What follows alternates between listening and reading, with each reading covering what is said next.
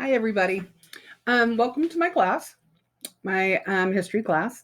I want to talk to you about my expectations for my remote classroom. It's going to be kind of awkward, and we're going to be, like I said, stumbling around a lot, but we'll get through it. So, to begin, when we have online classes, I'm going to expect you to be on time. It's pretty important. So, the thing for you to do is to get up a little bit early, show up a few minutes early. We can all say hi. I'll have some activities that you can do while everyone's getting in. Um, and be sure, most importantly, use your full name, your first name and your last name when you sign in through your Google Meet.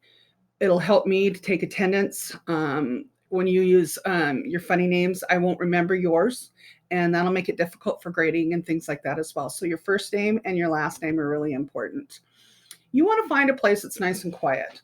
I don't mean your bed, okay? If you can make a desk or you have a place where you can work where you're not going to be disturbed, earbuds might be nice so that you can only hear me, you're not hearing other things. But like I said, you need to be ready to go and not sitting in bed. Check your background. Like I have this background, I have a tapestry just so that you're not seeing my personal stuff. I'm really in my old bedroom and I got a big closet over there, but that's not what you get to see. What you get to see is a tapestry, so it's not as distracting. I want you to come prepared to class, and that would mean your Chromebook is charged, your phone is put away, you're ready to engage. Now, your camera is optional. I'm not going to force you to have your camera on. I'd prefer it because I'd like to see your face. I will always have my camera on, but I'm not going to require that. That's up to you. We want to think about presentation when we're in a Google Meet, when we're face-to-face learning. That doesn't mean you're going to be giving a presentation, but what that means is wear appropriate clothing.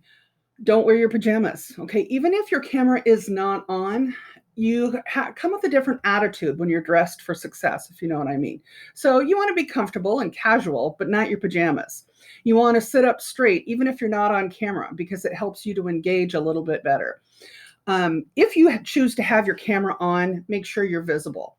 Some things I've seen in the past is, I'll see somebody's chin or their forehead. I want to see your whole face. Don't get up and start doing something else if you're on camera. Turn your camera off if you need to walk away for a minute. Really important, mute yourself because there's a lot of feedback when a lot of people get into these situations. So you want to make sure that you are muted unless you're talking. We'll use the chat feature a lot, so you can use that to ask questions, and I'll do my best to answer those as we go along. Participation is very important, and you will be graded on it. You want to be sure you're focused, you're attentive, and you want to be an active participant. Let's say you're kind of shy and you don't really want to have your camera on and talking all the time. That's what the chat feature is for.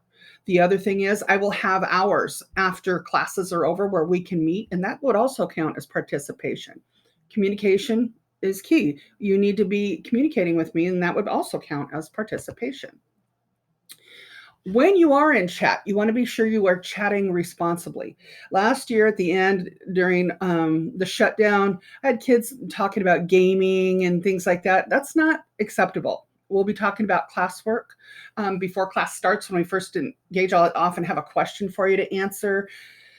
You can talk about that. You talk about what we're working on in class. That's acceptable. No side conversations.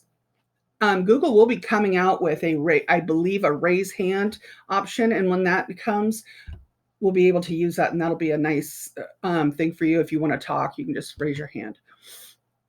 Now, when you are communicating in a Google Meet or in the classroom, you want to be sure you're speaking clearly.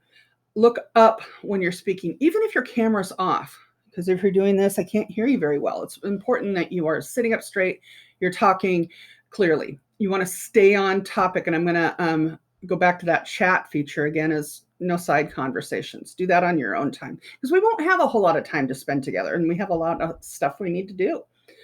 So when you're sending me an email, in the subject line, I would like you to put your first name, then your last name, and what class period you're in, because it's going to take me a while to remember what kids are in what classes. And so when I see that in the subject line, I'm going to know, okay, this is what I did in that class today. This must be the question. You want your message to be very polite.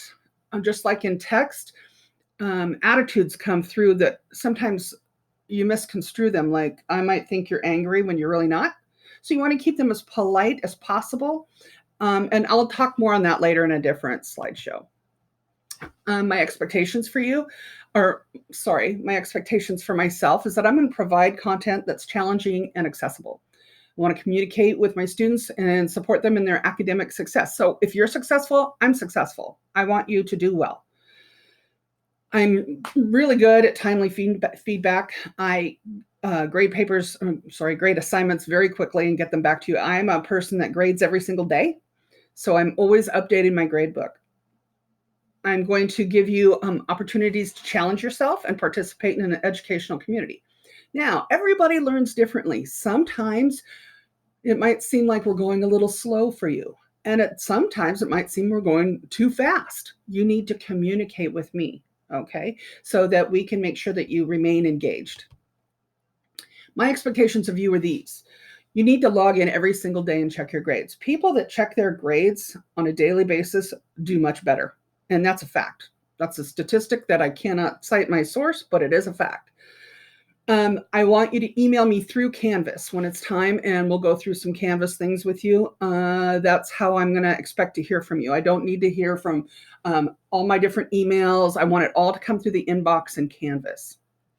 If for some reason Canvas isn't working, then email me at the email address I have listed here.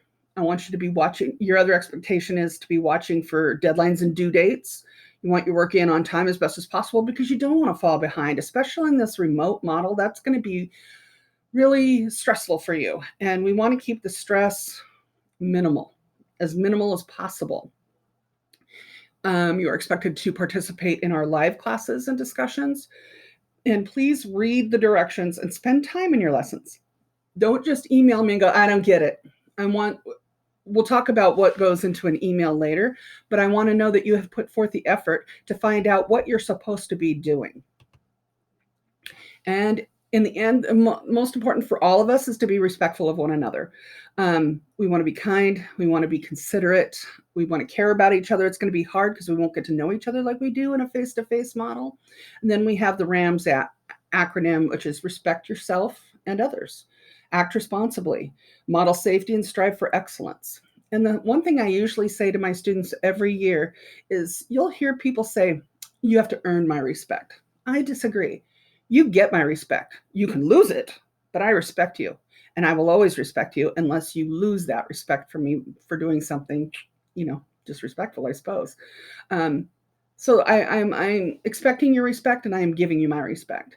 And I really hope that we're going to have a fantastic year. And I want your stress level to minimize. So I'm going to do my best to help you with that. I'm sure a lot of you have some anxiety as we start the school year, but we'll get there. It'll be fine. Otherwise, I'm done with this particular segment, and I will talk with you soon.